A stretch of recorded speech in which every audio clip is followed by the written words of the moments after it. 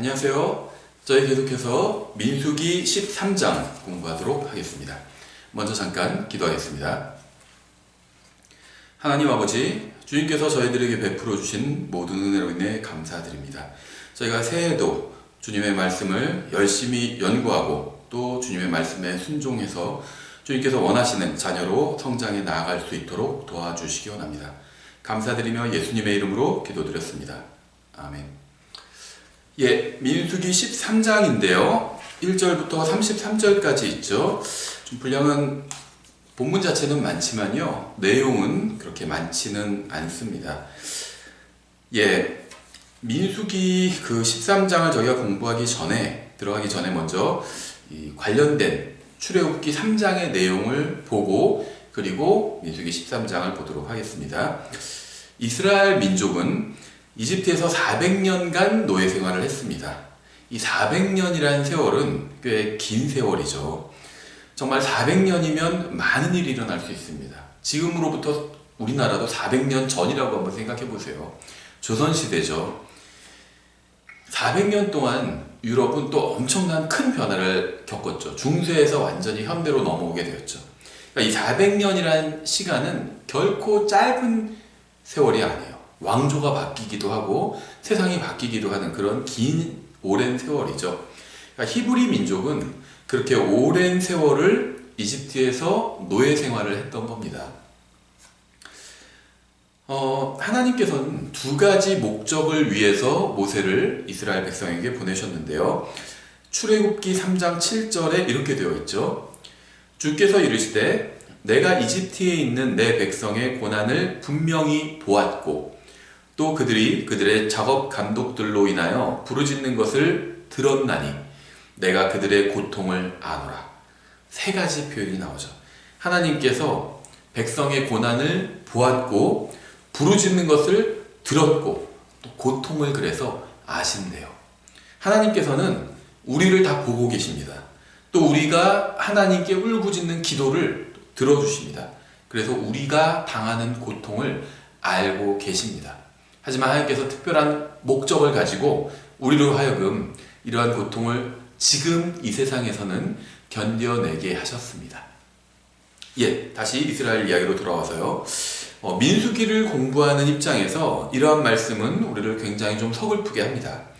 민수기에서 이스라엘 자손은 불평할 때마다 이집트에서 좋은 시절을 자기들이 보냈다고 이런 주장을 했죠. 하지만 그들은 이집트에서 좋은 시절을 보내지 않았습니다.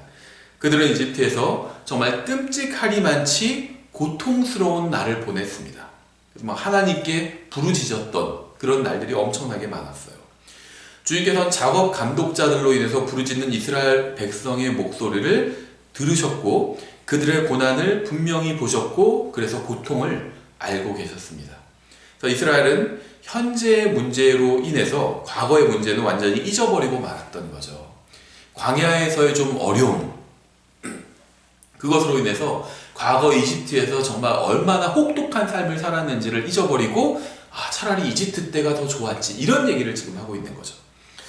계속해서 출애굽기 3장 8절에 내가 그들을 이집트 사람들의 손에서 건져내고 그들을 그 땅에서 데리고 올라와 아름답고 광대한 땅 젖과 꿀이 흐르는 땅, 곧 가나안 족속과 헷 족속과 아모리 족속과 브리스 족속과 히위 족속과 여부스 족속의 처소로 이끌려고 내려왔노라. 주님께서는 이스라엘 민족을 이집트 사람들의 손에서 건져내어서 가나안 땅으로 이끌고 가기 위해 하늘에서 내려오셨습니다.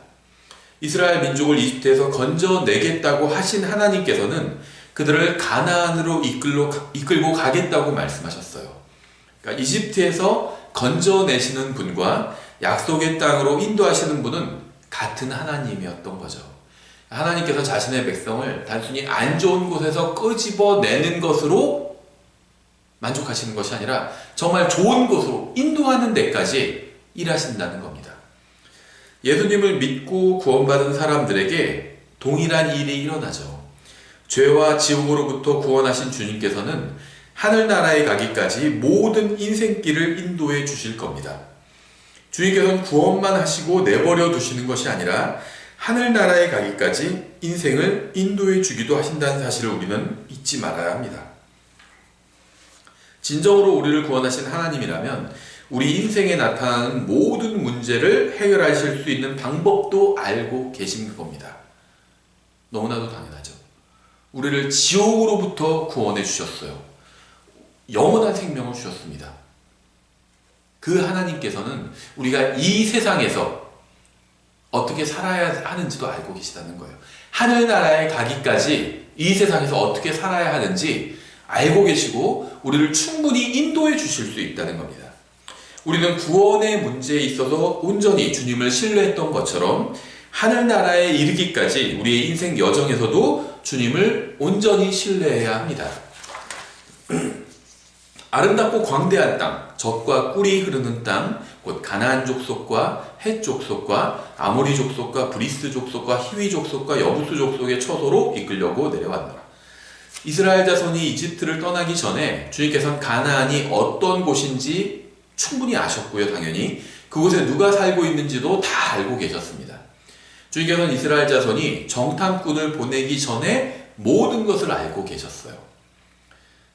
출애굽기 3장 9절 10절 그러므로 이제 보라 이스라엘 자손의 부르짖음이 내게 이르렀고 이집트 사람들이 그들을 학대하며 학대하는 것도 내가 보았나니 그런즉 이제 오라 내가 너를 파라오에게 보내리니 이로써 내가 내 백성 곧 이스라엘 자손을 이집트에서 데리고 나가리라. 이것은 주님께서 이스라엘 자손에게 하신 두 가지 약속입니다. 주님께서는 그들을 나쁜 곳에서 꺼내어 좋은 곳으로 이끄시겠다고 약속하셨습니다. 이집트의 파라오가 아무리 반대를 해도 주님께서 하시려는 일을 막을 수 없었습니다. 마찬가지로 가나안인들이 아무리 반대를 해도 주님께서 하시려는 일을 또 막을 수는 없을 겁니다.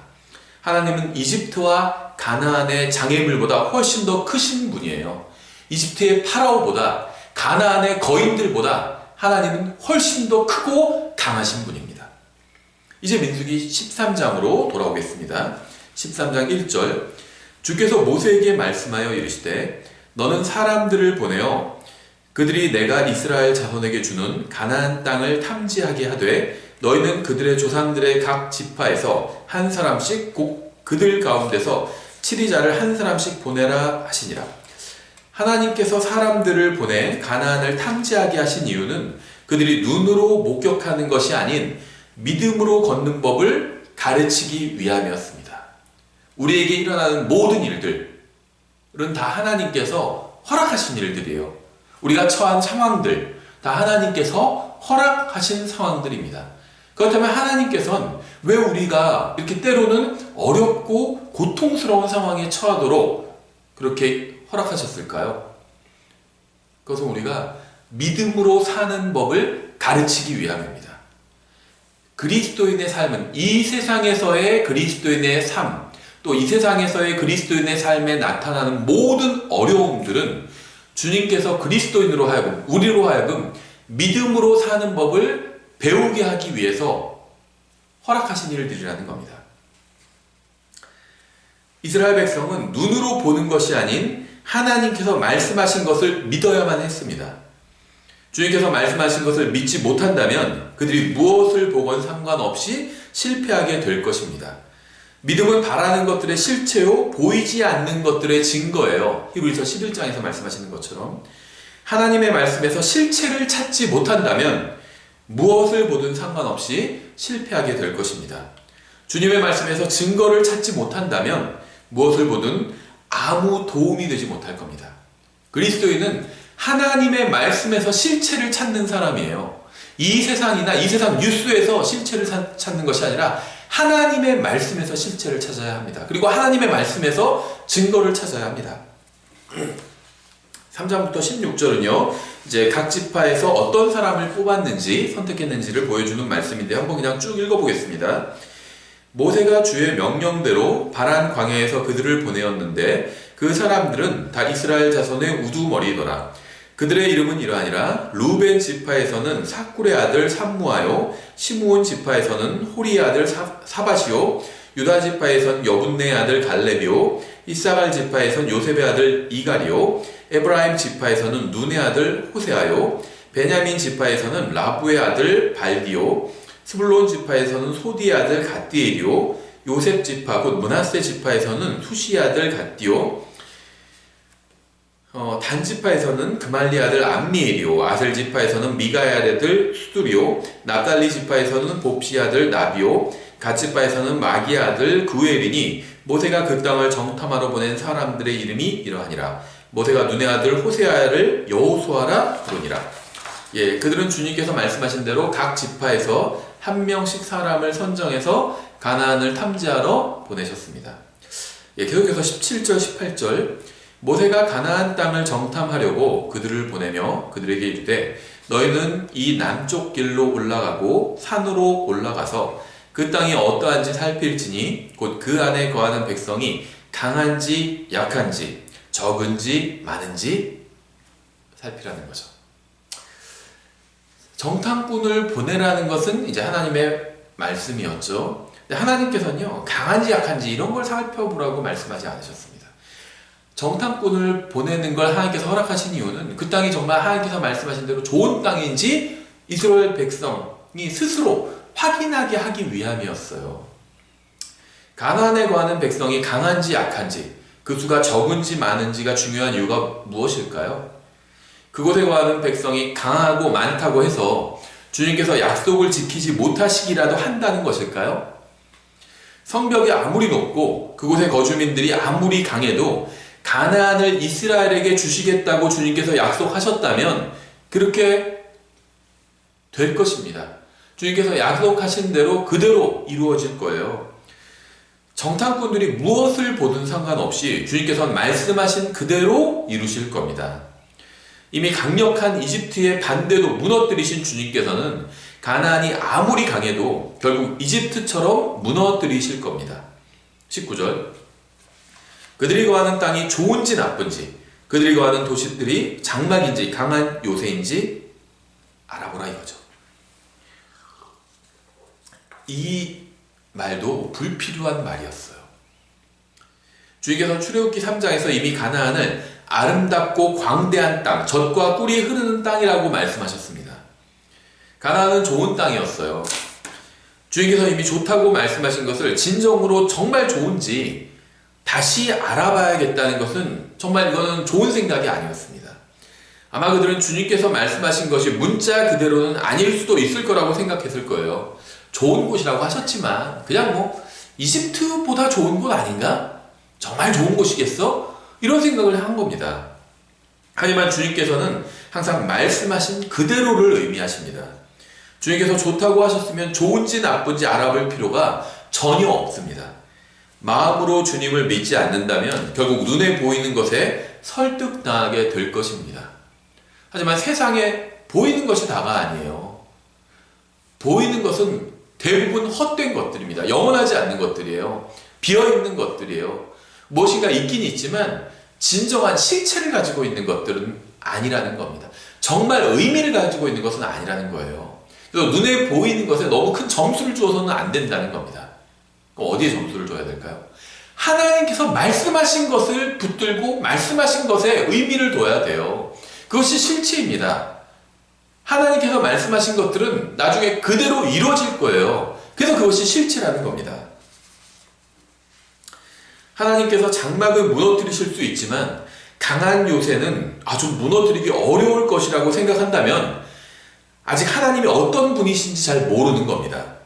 문제는 이스라엘 자손이 하나님의 약속에 대한 실현 가능성을 상황으로 판단하려고 한다는 것이었어요. 장막이 다 있었다면 그래 하나님께서 저 정도 무너뜨리실 수 있겠지 이런 생각을 했다는 겁니다. 망대가 너무 높아. 그러니까 이건 하나님이라도 어려울 것 같은데 그렇게 생각해서는 안 된다는 거예요. 하나님께서 어려운 상황을 주시는 이유는 이스라엘 자손이 정말로 주님을 신뢰하는지 입증하게 하기 위함이었습니다. 얼마나 많은 사람들이 살고 있고 얼마나 강한 요새들이 있건 상관없이 하나님께서는 가나안을 이스라엘 자손에게 주시겠다고 약속하셨습니다. 이스라엘 자손에게 필요한 것은 주님의 말씀을 있는 그대로 믿는 것이었어요. 계속해서 20절부터 23절 그 땅이 기름진지 메마른지 그 안에 숲이 있는지 없는지 살필지니라. 너희는 크게 용기를 내고 그 땅의 열매를 가져오라 하니 이제 그때는 포도가 처음 익을 때더라. 이에 그들이 올라가서 사람들이 하맛에 이를 때 하듯이 그 땅을 신광야에서부터 루벤에 이르기까지 탐지하였고 또 남쪽으로 올라가서 헤브론에 이르렀는데 거기에 아낙의 아들들인 아히만과 세세와 달메가 있더라. 그런데 헤브론은 이집트의 소안보다 7년 먼저 세워졌더라. 또 그들이 에스골 시내에 이르러 거기서 포도 한 송이가 달린 가지를 잘라 두 사람이 막대기에 메고 또 석류와 무화과를 가져오니라. 정탐꾼들은 포도나무 한 그루를 두 사람이 메고 온 것이 아니라 두 사람이 포도 한 송이가 달린 가지를 메고 온 겁니다. 포도 한 송이가 엄청나게 큰 것이었어요. 이거 검색해 보시면요, 포도 한 송이를 두 사람이 메고 간다 뭐 이런 걸 문창으로 검색해 보시면 이 자료 화면 그림 또 사진이 있습니다. 포도 한 송이가 달린 가지가 워낙 무거웠기 때문에 막대기에 메고 둘이 지고 온 것이었어요. 지금 같으면 포도 한 송이가 들 수 있잖아요. 근데 가나안의 포도는 워낙 풍성했기 때문에 두 사람이 포도 한 송이를 막대기에 매달고 어깨로 매달고 지고 온 것이었습니다. 두 사람이 포도송이 하나를 막대기에 메고 가는 장면은 오늘날 이스라엘 정부의 상징으로 사용되기도 합니다. 계속해서 24절, 이스라엘 자손이 거기서 포도송이를 베었으므로 그곳을 에스골 시내라 불렀더라. 그들이 그 땅을 탐지하는 일을 마치고 40일 뒤에 돌아오니라. 그들이 가서 바란 광야의 가데스에 이르러 모세와 아론과 이스라엘 자손의 온 회중에게 나와 그들과 온 회중에게 말을 전하고 그 땅의 열매를 보여주며 모세에게 고하여 이르되 당신이 우리를 보낸 땅은 우리가 간즉 참으로 그 땅에는 젖과 꿀이 흐르고 이것은 그 땅의 열매이니이다. 나중에 땅에서 흐르는 꿀을 사울의 아들인 요나단이 이렇게 찍어 먹은 적도 있죠. 정말 꿀이 흐르는 땅이었어요. 여기까지는 아무 문제가 없습니다. 27절까지는 아무 문제가 없죠. 그들은 가나안 땅을 정탐했고 주님께서 말씀하신 대로 그 땅이 젖과 꿀이 흐르는 좋은 땅이라는 사실을 직접 확인을 했습니다. 이런 사실을 확인했으면 이제 주님을 찬양하며 주님께 감사를 드려야 하죠. 하지만 그들은 주님께서 하신 말씀이 모두 사실이라는 것을 확인하고서도 주님께 마땅히 드려야 할 감사와 신뢰를 드리지 않았고 거기서 모든 문제가 시작되었습니다. 감사드리지 않고 불평하는 것에서 문제가 시작이 됩니다. 28절, 그럼에도 불구하고 좋은 땅임에도 불구하고 그 땅에 거하는 백성은 강하며 도시들은 성벽으로 둘러싸이고 심이 클 뿐 아니라 또 거기서 우리가 아낙 자손을 보았으며 이스라엘 자손은 이미 이집트에서 주님의 말씀을 믿지 않고 주님을 대적했던 이집트인들이 어떻게 되었는지 모두 다 지켜보았습니다. 주님께서는 칼이나 총이나 장갑차나 미사일이나 전투기나 폭탄 없이 이집트의 군대를 몰살시키셨어요. 탱크로 그렇게 하신 것이 아니에요. 주님의 강력한 권능으로, 주님께서 일하시면 이런 무기가 없어도 됩니다. 그래도 주님께서는 무기 하나 없이도 한 강대국의 군대를 몰살시키실 수가 있습니다. 이스라엘 자손은 400년간이나 자신들을 잡아두었던 막강한 이집트 군대가 홍해에서 어떻게 되었는지 똑똑히 지켜보았습니다. 그 일이 있었던지 이제 겨우 1년이 지난 거예요. 1년 정도. 근데 이제 적들로 인해서 두려워하고 걱정한다는 것은 정말 믿음이 없어도 너무 없는 거죠. 하나님께서 이집트인들을 어떻게 하셨는지 기억한다면 가나안인들에 대해서 아무것도 걱정할 필요가 없었습니다. 하나님의 말씀도 믿지 않고 주님께서 행하신 일을 보고도 계속해서 주님을 인정하지 않는다면 아무것도 그들에게 도움이 될 수가 없어요. 계속해서 29절, 아말렉 족속은 남쪽 땅에 거하고 헷 족속과 여부스 족속과 아모리 족속은 산지에 거하며 가나안 족속은 해변과 요르단의 지경에 거하더이다 하니라. 하나님께서는 이들이 가나안에 살고 있다는 사실을 잘 아셨죠. 주님은 이들에 대해 아무 걱정도 하지 않으셨습니다. 주님께서 걱정하지 않으셨다면 우리도 걱정할 필요가 없는 겁니다. 30절, 갈렙이 모세 앞에서 백성을 진정시켜 이르되 우리가 당장 올라가서 그 땅을 소유하자. 우리가 능히 그것을 이기리라 하였으나 우리에게는 갈렙과 같은 믿음의 사람이 필요합니다. 주님께서 말씀하신 것을 단순하게 믿는 믿음이 필요해요. 이게 그리스도 안에 있는 단순함입니다. 오늘날 교회가 세상에서 전혀 힘을 쓰지 못하는 이유는 주님의 말씀을 기록된 그대로 단순하게 믿는 갈렙 같은 사람이 너무나도 적기 때문입니다. 31절, 그와 함께 올라간 사람들은 이르되 우리가 능히 올라가서 그 백성을 치지 못하리니 그들은 우리보다 강하니라 하고. 이 말은 사실이죠. 가나안 백성은 이스라엘 자손보다 강했습니다. 이 말은 사실이에요. 근데 뭐가 문제였죠? 가나안 백성에게 없는 게 있잖아요. 뭐죠? 하나님이었죠. 가나안 백성은 강한 백성이었지만 하나님은 없었습니다. 이스라엘 자손은 약했지만 그들에게는 하나님께서 함께 계셨습니다. 이스라엘 진영에 있는 성막에는 아직도 구름 기둥과 불 기둥이 하늘에까지 다 있어요. 자기들의 진영 한가운데 있는 성막에 낮에는 구름 기둥이, 밤에는 불 기둥이 하늘에까지 다 있습니다. 근데 뭐가 무서운 걸까요? 거인이 뭐가 무서워요? 나 혼자 있고 거인을 내가 혼자 상대해야 된다면 무섭죠. 근데 불기둥이 하늘에까지 다 있다니까요. 우리 진영 안에 하나님께서 함께 계신 겁니다. 근데 뭐가 무서워요? 자신들과 함께 하시는 하나님을 보지 못한 게 문제였죠. 하나님이 함께 계시는데 그 하나님을 보지 못하고 믿지 못한 게, 신뢰하지 못한 게 이스라엘 백성의 가장 큰 문제였습니다. 마음이 바르지 않다면 시력이 아무리 좋아도 별 도움이 되지 못해요. 눈으로 그 불기둥을 보면 뭐예요? 하나님을 신뢰하지 못한다면 아무것도 소용이 없다는 겁니다.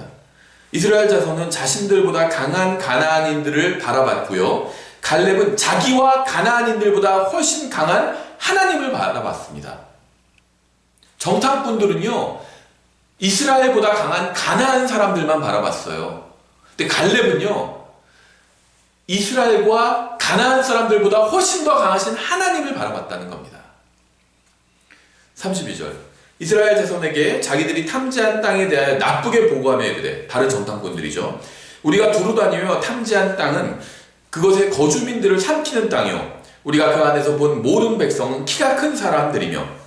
정탐꾼들은 이제 하나님의 약속을 비판하기 시작합니다. 주님께서는 가나안이 좋은 땅이라고 말씀하셨고 그들은 자신들의 눈으로 직접 그것이 사실임을 확인했지만 이제는 주님의 말씀에 대한 불신으로 인해서 주님의 약속을 비판하고 있는 거예요. 그들은 주님을 거부했고 또한 그분의 말씀도 거부했습니다.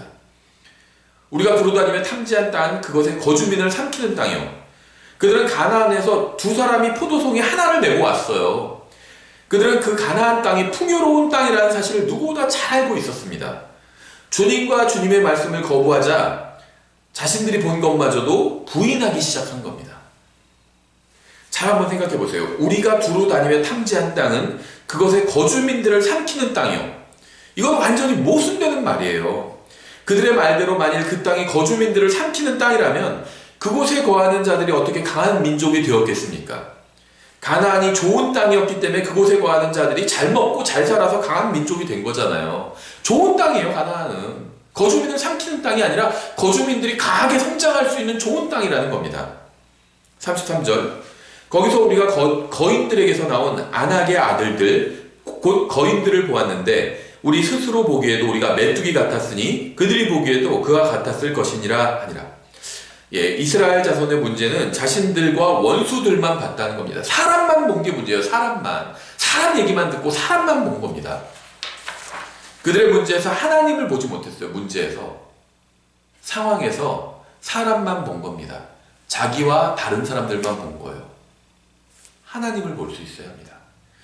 하나님을 보지 못했기 때문에 하나님에 대해서는 한마디도 하지 않았죠. 우리는 이렇게 힘이 없는데 그 사람들은 크고 힘이 세더라, 이 얘기만 하고 있는 거예요.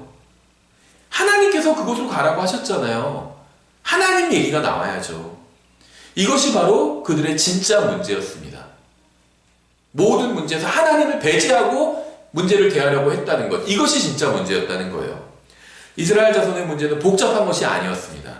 문제는 단순했어요. 주님을 바라보고 주님께서 하신 말씀을 믿으면 아무것도 문제가 되지 않습니다. 하지만 주님을 신뢰하기를 거부하고 주님의 말씀을 믿지 않자 모든 것이 문제가 되었어요. 항상 자신과 문제만 보면 결코 문제를 풀 수 없습니다. 이 세상과 세상 사람들만 바라보면 결코 문제를 풀 수 없어요. 하나님을 바라봐야 합니다. 그분의 말씀을 믿어야 합니다. 그래야 문제를 풀 수 있어요. 주님께서 우리를 어려운 상황에 두시는 이유는 우리가 주님을 얼마나 신뢰하고 주님의 말씀을 진심으로 믿는지 입증하게, 우리 스스로 우리의 믿음을 입증해 보이게 하기 위함입니다. 우리가 어려운 상황에 있을수록 우리에게는 우리의 믿음을 주님께 보여드릴 수 있는 더욱 큰 기회가 열린 겁니다. 문제와 상황과 세상만을 바라보지 말고 주님을 바라봐야 합니다. 우리는 하늘나라에 이르기까지 오직 주님만을 바라보면서 주님을 신뢰하고 말씀을 붙드는 법을 배워야 합니다. 그것이 주님께서 우리를 구원하신 후에도 이 세상에 우리를 남겨두신 이유 중 하나입니다. 어려운 상황에서도 주님을 바라보고 주님의 말씀을 신뢰하는 법을 배우면 우리 앞에 놓인 어려운 문제는 사라지지는 않지만 결국 더 이상 문제는 문제가 아닌 것이 된다는 사실을 기억해야 합니다. 우리가 주님을 바라본다고 해서 문제가 사라지지는 않아요. 하지만 문제는 더 이상 주님을 바라보는 사람에겐 그 문제가 더 이상 문제가 아닌 것이 된다는 겁니다. 우리가 민수기 13장을 통해서 이러한 교훈을 한번 배워봤습니다. 다음 시간에 계속해서 14장을 공부하도록 하겠습니다. 감사합니다.